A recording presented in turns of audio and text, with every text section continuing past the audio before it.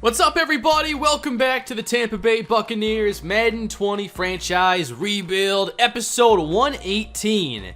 It's another offseason episode as we enter 2036 today, and as always, just trying to set this team up for whenever Tyrus Sparks decides he's going to retire.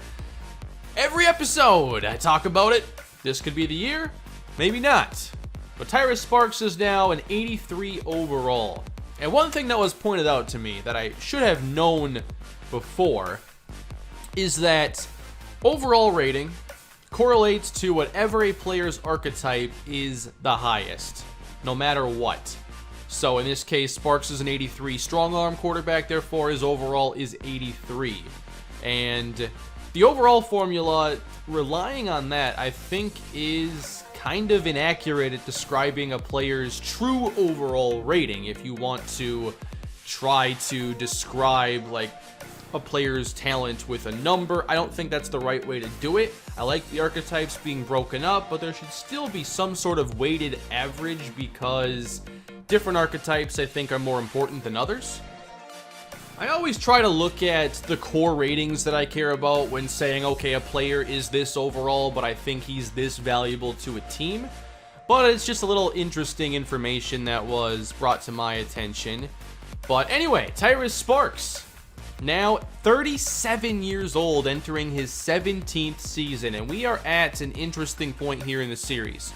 There are some that think it's time to move on from Sparks. This can be a situation where we move on and try to have a successor ready because, you know, I did trade for a quarterback that I thought could be his successor, and the quarterback, you know, for potentially 10 years or longer, Hunter Schrader. He's now going to be a free agent. He has superstar development, and he's a 77. In the short term, I do think Tyrus Sparks is the better quarterback. Long term, obviously, Sparks is going to retire and Schrader's still going to be in the league for a long time. But I don't think I can make the decision to get rid of Sparks because I think he's still good enough for us to win a Super Bowl behind him this season.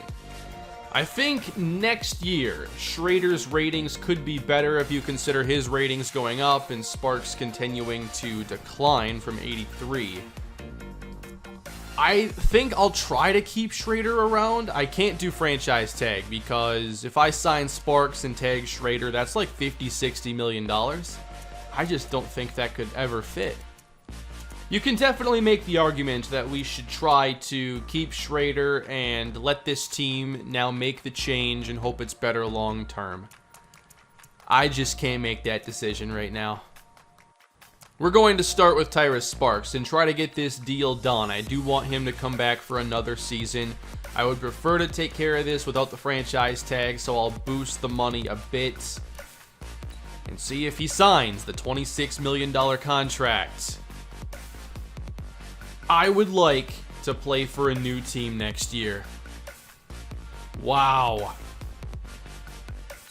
The tag is worth $35 million. So if we want to keep Tyrus Sparks, it's going to be $35 million for this season. Alright, made an offer to Schrader I knew he wouldn't take. Oh man, do we franchise tag or go to free agency? What to do? I think we're going to let Tyrus Sparks decide. We're going to go to free agency. I'm going to try to bring him back. I think I can do better than 35. But if he decides to go somewhere else, we'll have to figure it out. We do sign third running back Mike Allen to a small contract, not the fair offer. I am going to offer to Damian Burgess. I'm a bit worried he could decline this. I want to get it up to around 70. Damian Burgess signs the 4-year extension. When it comes to Nathan Parson, $13 million a year when we already have Kyle Caver, that's a lot of money. Parson, how much did he lose this year? He lost 18 total points, 5-man coverage, 3 zone. I want to bring him back, just not at this salary. I don't see me making a lot more offers here in this part of free agency. But I guess this is the closest we've ever come in the series to not having Tyrus Sparks as our quarterback any longer. We're going to free agency, and we're going to try to make a deal. I'm letting Larimore test as well. Jerome Page is going to test. I want to sign Gary, though. Good depth along the offensive line, as always. So let's go with a 2-year contract offer. Daquan Gary signs. Might bring back Hull later. Gary's just better. Let's get ready for free agency. I think we're done here. $40 million in cap space. And we have to use that to find our starting quarterback. Don't think Tyrus Sparks is coming back next year with the Buccaneers. Oh man, what's going to happen here in this episode? What is happening today? Here are the top free agents. No bids yet for Tyrus Sparks. None in the first round. Wow, 5 for Nathan Parson. He might go to Carolina. I didn't think he'd get that much attention here. DeVoe's available again. All right, there's going to be some change for sure on this team. We got to start, though, at QB1. And obviously, Tyrus Sparks. Now, 13 teams like Hunter Schrader, so this is partially going to make it easier for us to get Sparks back. I think Schrader just wants too much, especially because it's not like he's an 85 or higher overall making that kind of money. He's 77. Eventually, he could get better, but I think it's going to be at a slower rate because he's 5 years into his career without really starting at all in his entire career. Let's start with Sparks. I think I offered like 26 earlier. This would bring us down to 15 million in space. This is the fair offer. The other thing to remember is we do have Ronnie Wynn still, and I know he doesn't have the development of Schrader, but he's still like a solid backup to have. Not as high a ceiling, of course, but just something to remember. I'll make a 1-year offer to Bernard Hookland, who has become available yet again. I will make a small offer to Jamichael Beekman. He could still be a solid number 3 corner for us, but he's no longer the same player he once was. I'm also going to make an offer to Isaac Larimore that is lower than what he's looking for, but I'd still like to see if we can keep him on the team. I can't believe Parsons likely gone, though. There's not a whole lot we can do about that. Who's going to force fumbles if we make a Super Bowl this year? I have no idea. So here are the offers I've made so far. Let's see if Tyrus Sparks chooses to return. On to stage 2. Hookland accepts. Sparks will return. He accepts the fair offer. He does end up coming back. Alright, Tyrus Sparks won't be going anywhere. A little drama here to start, but he will remain our starting quarterback. I'm guessing Larimore has more offers now. He has to. No? I'll increase it by a bit. But even if we get Larimore back, I don't think he is Nathan Parsons' replacement. I just don't think that would be the best role for him. So now inside linebacker. That's actually a need for the first time in a while. Let's go league signings then. And Hunter Schrader has been signed by the LA Rams. A 104-point bid. $117 million. So he gets a very big contract. That is $23.4 per season, which is a pretty good deal if he ends up developing and becoming this franchise quarterback. He'll make less per year than Sparks is right now on this 1-year contract. I'm going to give a 1-year offer to Tank Cameron, a running back that could play the Alexander Dawson role this year. He just retired, and he has 90 speed, 81 elusiveness, 79 break tackle. Pretty nice skill set here, I think. So when it comes to the offense, there will not be a lot of change for this coming season. We do have Bernard Hookland back at tight end. We'll have Ellis Norton back at starting running back when he's healthy. But otherwise, the offense that was number 1 in the league remains intact. Defensively, replacing Nathan Parsons a big deal. And Kyle Caver, he's 33. So we have to look at this as we don't need 1 linebacker. We need probably 2 to be fully prepared. At safety, I think we're looking at either Byers or Dubois starting. Larimore is coming back. Okay, I didn't know if he would like that offer, but I bumped it up a little bit, so Larimore does return. And if need be, you know, I'll play him as that second, third down linebacker, but I still consider that to be a need. Also, I saw a comment that said that Larimore did actually achieve the goal and the game didn't properly give him star dev. Apparently we kept them under 250 yards, so I will change him to star and then double check before the season begins. Alright, 5th year option. Who's up this year? Deshaun Dotson. I think we definitely want to pick this one up. He is now the number 2 corner. Simple as that. No new signings. Now, I think the only offer we have out there is for Jamichael Beekman. I took away the offer for Tank Cameron at running back because I remember that I signed the undrafted player from last year, and I boosted the offer for Beekman, but he hasn't taken it yet. And now free agency is over, so third cornerback is not exactly filled here on the roster. Last episode, I found a couple defensive ends whose top threes kind of surprised me when I saw their true talent. Khalil Clemens here from West Virginia. Combine is indeed pretty good. Strength will be low, but the acceleration and speed should be really nice. Late first round talent. So that finesse rushing skill, I'm guessing, is pretty good for him. And then at right end, there was Tyler Null, who had a very similar combine. Bench at 26 reps, 4.7, 340. Okay, a couple interesting players. And I can't do any more scouting. So, what do we think about this draft? We have 2 4s, 2 7s. Pick late in each round pretty much. I don't see us needing to address a lot on offense. Our running back position, you know, is taken care of for the future right now. Wide receiver, I think, as well. Offensive line is in good shape. So I think this could be like a BPA draft, but we also have to really fill a couple needs on defense. And linebacker is the greatest need we have, which is kind of strange. It just hasn't been that way in a long time after developing Caver and Parson. I think D-line depth, we can still look at that. Do we sign Macklin long term? Not sure about that. There are some good edge rushers in this class. And then corner. I couldn't sign Beekman, so who knows if we can sign him in preseason. And then at safety, probably going to go with somebody we drafted.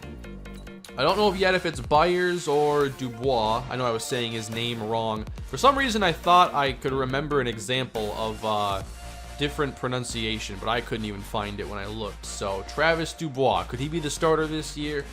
I don't know. Harry Byers has the same overall and a bit better zone coverage. So at this point, Page is a free agent. I don't think I'll offer for him to come back. We have a lot of safety depth. And then Beekman. I'd still love to bring him back, but we'll just have to see what happens. The draft is now underway. Green Bay picking at the very, very top. Let's take a look at our board here. At quarterback, only one player I was really interested in. Not sure I'd take Samuel Vaughn, but 5th round talent. Only one running back on the board, Quentin Sims. Not sure this is a draft where I end up selecting a running back. There are some pretty solid receivers. I did not sign Lamar Eugene, and this might be like early to consider targeting a 4th receiver, but here are the players that I liked. I did scout a lot more receivers. It's just the depth did not seem all that strong. At tight end, kind of interested in Dion Hazel, but he likely goes too early. There is Alex Hill, who has 4.6 speed, B- catching, so if we want to address tight end, that's going to be possible. And then there are a few offensive linemen that I liked, but I think for that it'd be mostly like depth, and our offensive line's gotten a lot younger, so it's not... So I wouldn't say it's super necessary, but passing on a player like Tyson Simpson in like the 2nd round would be really tough, I think. Defensive end, boost our edge rush and defense overall. That could be a route we go. There's always good defensive tackles without fail in pretty much every class. And then we got to look at linebacker. And my favorite player here is Braxton Darman, who is an early first-round talent. So he's going very, very early. And I don't know if we have what it takes to move up for him. Corner is extremely strong, but we do have 2 really good corners on the roster. But we could still end up with somebody like Keith Mayweather maybe in the 2nd or 3rd round. There were a couple good safeties, but I think that with who we already have on the team, we should stick with them. This really doesn't feel like a draft where I want to make all these picks.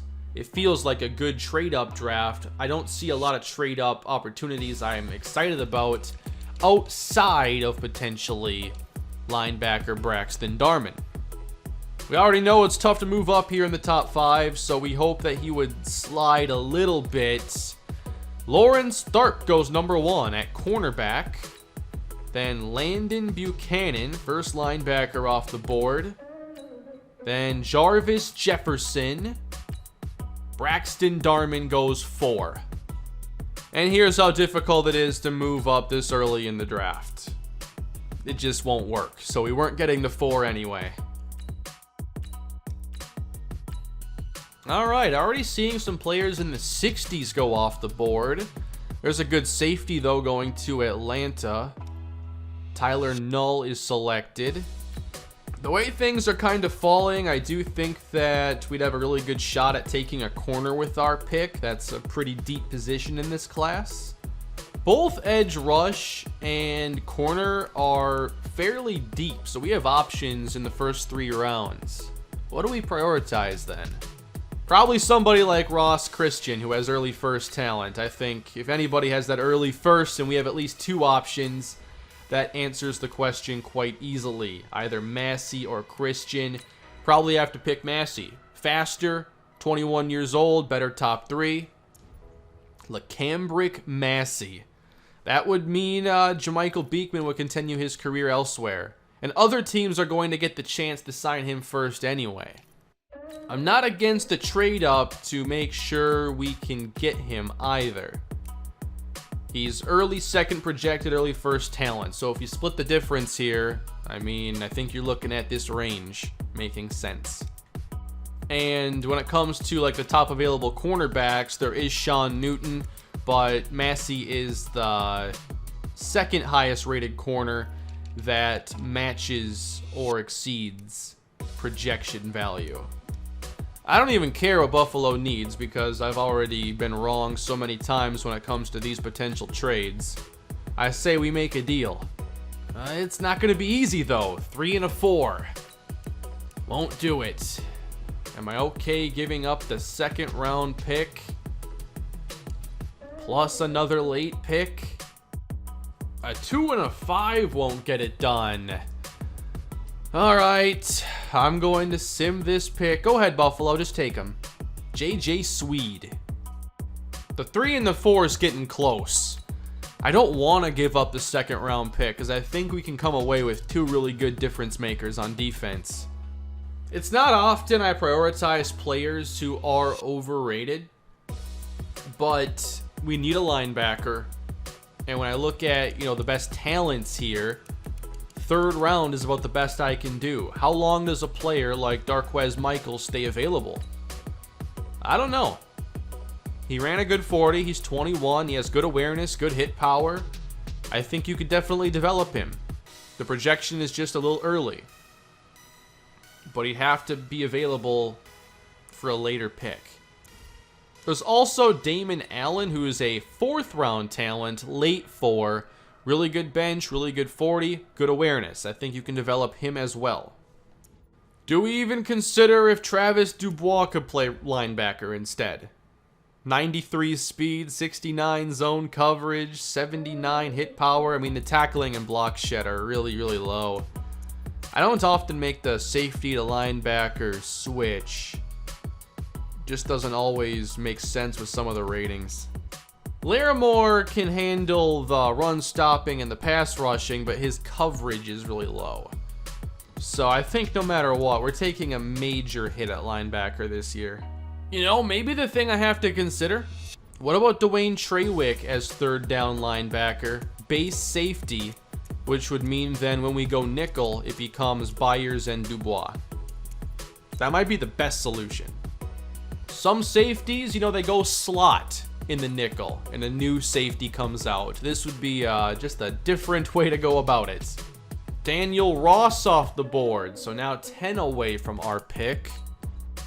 I think as soon as I can move up for less than a second round pick, I'm comfortable with that. 3 and a 4. Still not there. Bryce Schaefer off the board, and now Philly. Cornerback is a top need.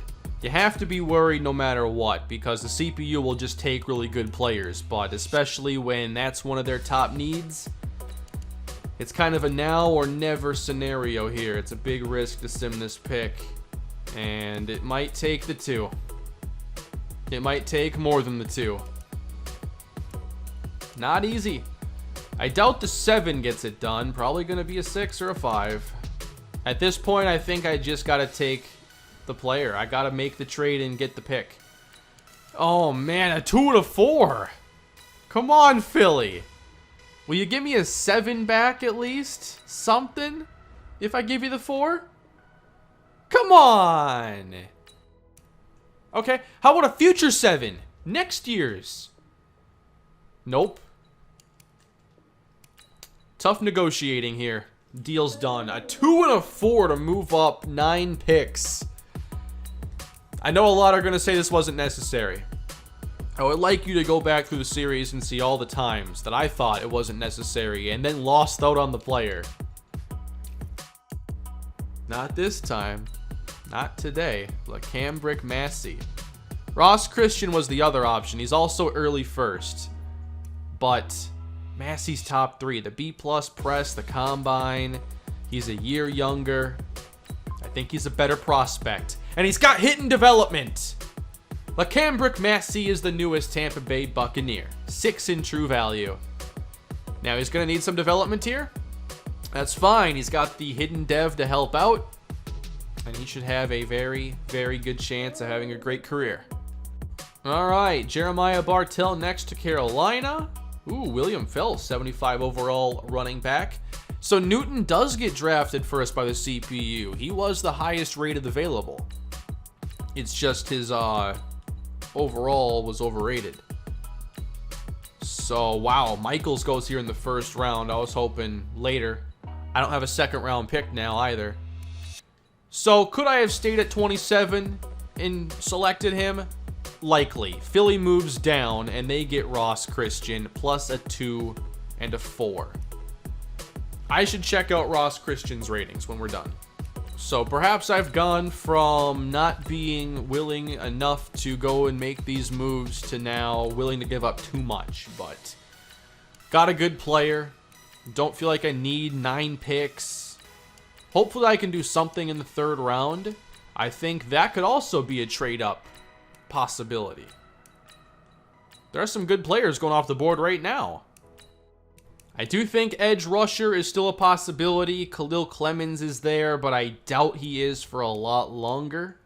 And if we were to wait for a rusher, I think then the best we might be able to do is Chris Hoskins, who is a 3rd round talent, B- awareness.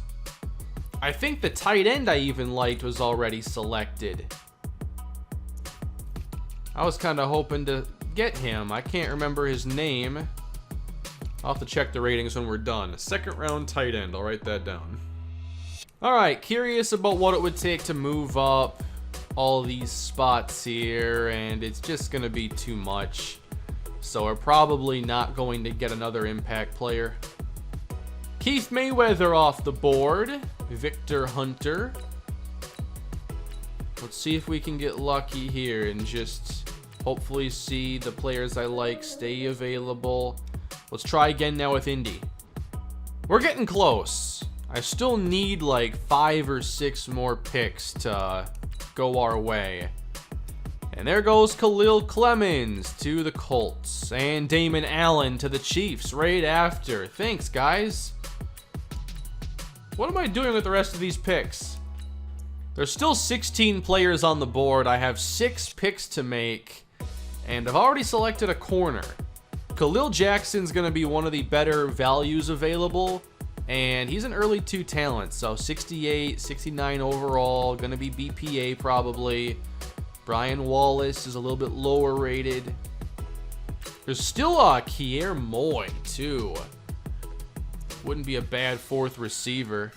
You don't see players often slide that have their projection in round or their talent very similar like that, and they still make it past that round. Not going to be out there a lot longer. There is Steven Dempsey, too. Whoa, that combine. 21 years old. Defensive tackle, though, is a pretty deep spot on the roster. But I think if we had the chance to take him, I mean, can't pass. Come on, I think that's fair. A 4? What about a future 5? What do you think about that? I just want to move up. I saw what you have for picks, Seattle. You only have 1 more. Let me help. 4 and a 5 to move up. So we're not going to have a ton of picks in this draft. But I'm just trying to get good players. Whoops, I want to make the pick though at least. That combine is just too good. He's only 21. Let's get Steven Dempsey on the team. Normal dev. Power rusher at 67's nice. 89 strength, 73 block shed, 71 power. So another solid defensive tackle to add to the team. Now that I've given up 6 picks to get 2 players, I can't see us making another trade. We don't pick until the 6th round. I guess it's about to be perhaps the smallest draft class I've had in the entire series. I want Seattle's 5 next year. I feel like they should have taken one of my other offers, so I want their pick. All right, we're in the 7th round. I've made 2 picks so far. This is a weird offseason. I'm taking Perry Pinkston. 7th round talent. 59 overall. It's still a reach. Apparently. 70 man, 51 zone coverage. He'll need a lot of work, probably a practice squad player. Alright, who's going to be our last pick? I've taken 3 defensive players and nobody on the offensive side of the football, I guess. We are going to select Barry Roy out of Virginia Tech. He's 6'4", ran a 4.47 40, and I think that the 4 and 5 receiver spots are up for grabs. Barry Roy is a 55 overall with hidden dev. Hidden development. Let's go. 89 speed. Routes not great. Catching very low. But hidden development, everybody. Barry Roy. What a weird offseason. I made 4 picks. 2 of them before the 7th round. Alright, got a couple players here to check on. I know Philadelphia took the other corner. They were patient. They got extra picks. They got Ross Christian. Also 76 overall hidden dev. 92 agility, 93 acceleration. Okay. The zone coverage is a bit low. 89 speed. I think I got the better player. I have no doubt I got the better player. It's just, is it worth all I gave up? LaCambrick Massey, also 76. His press, I know, is better. His speed is better. Overall, though, I think in the long run, they're going to be pretty similar. And apparently I missed, though, on a tight end in the 2nd round. I forgot the name. But Dion Hazel, I was considering, if he falls, but he just went very early. I had Isaac Burris also on the board, and he had hidden development with 68 catching. Yeah, the tight ends they generate in this game, they gotta work on that. Was Alex Hill the player I liked?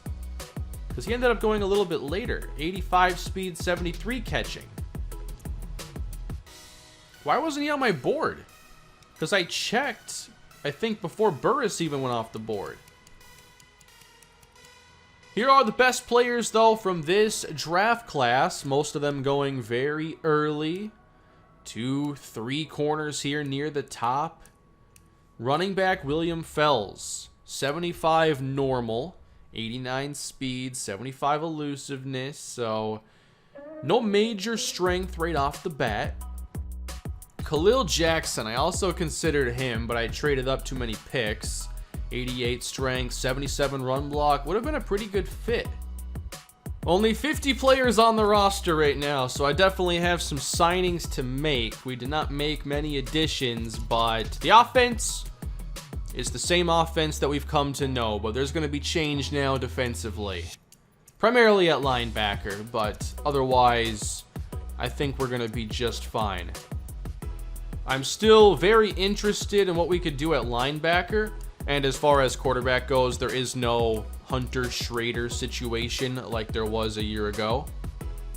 But I'm curious if there's a linebacker I can trade for that has some ratings in a good spot. Most outside linebackers don't have high coverage ratings. Josh Ortega, 57 zone, 45 man, not what I'm looking for.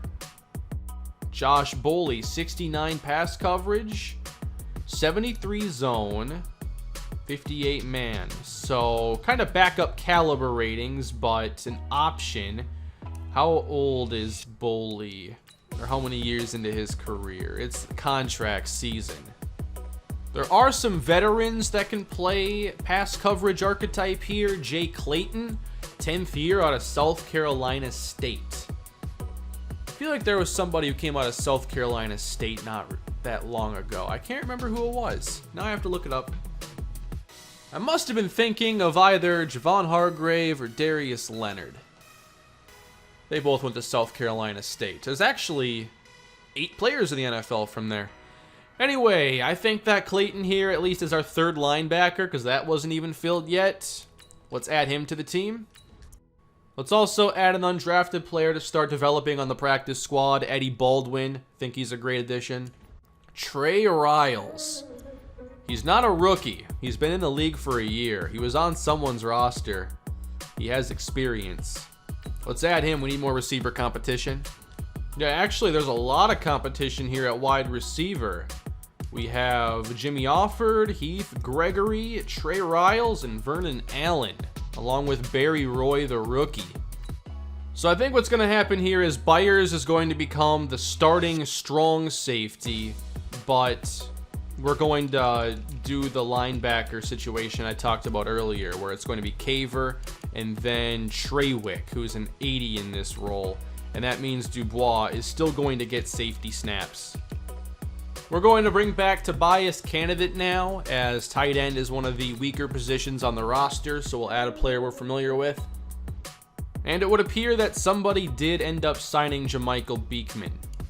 Actually, I never checked out where Parson even went, so I got a little work to do right now. Let's first check out where Beekman's at. And Jamichael Beekman, oh, he went to Atlanta. Wow. And wasn't Parson potentially going to go to the Panthers? He sure did. Wow, we're going to face some rivals this year. 4 times. How about that? We had a 2-2 preseason this year. And as far as injuries go, no injuries on the team. And let's see how we performed. Tyrus Sparks had 2 touchdowns. Ronnie Wynn had 2 touchdowns himself. Tyson Williamson got some reps as well. Good to see. But nothing too outstanding here. Nothing terrible either.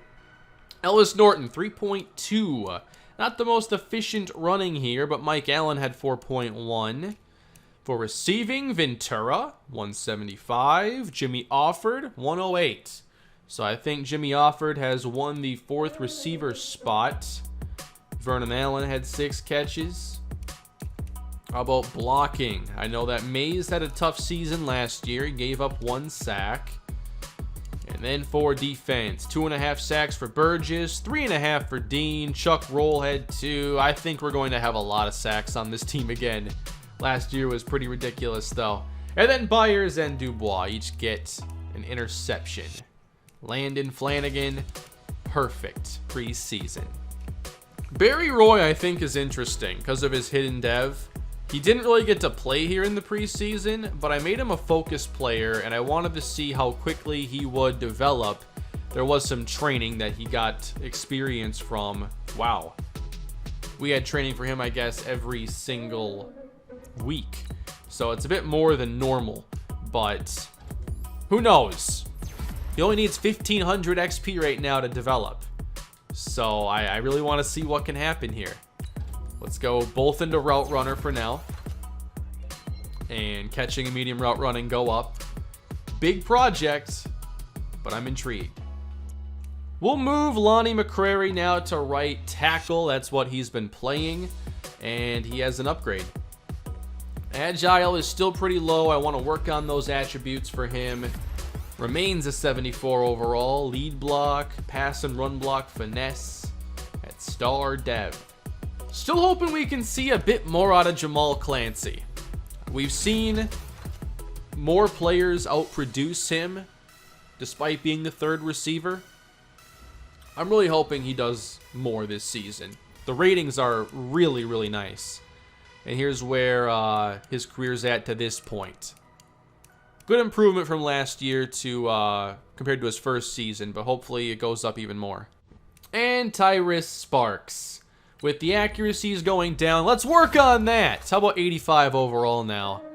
Mid accuracy and then some other secondary ratings going up. Let's hope that it was the right move to keep Tyrus Sparks for another season. We ended up making so many cuts, we have a lot of roster spots available. So I'm going to fill out the roster now, starting with Jamison June. Did someone sign William Lindsley? I do not see him here. We have a roster spot for him. We're going to sign running back Gregory Beckwith. We only had 3 on the roster. Should have at least, 7 or 8. I'm wondering if Lindsley just disappeared from the game. That happens a lot to veterans. I don't know why they just disappear from the player pool, but yeah, I think that's exactly what happened to William Lindsley, unfortunately. Well, that brings us to the end of yet another offseason, everybody. What'd you think of this one? Only making 4 picks, sticking with Tyrus Sparks, and not getting Hunter Schrader back. He's now on the Rams. We'll see if that was the right move. Certainly, we have some concerns when it comes to this defense. I want Clayton to start here at outside linebacker. How do we handle moving on from Nathan Parson? Do we have enough talent at safety? Is there anything that pops up as a major weakness with this team? We will find out. Thank you all for your support. Hope you enjoyed today's episode. Please leave a like and subscribe to the channel, and we'll kick off another year of the Bucs rebuild soon and go through another full season simulation. Have a great day, and I'll see you again next time.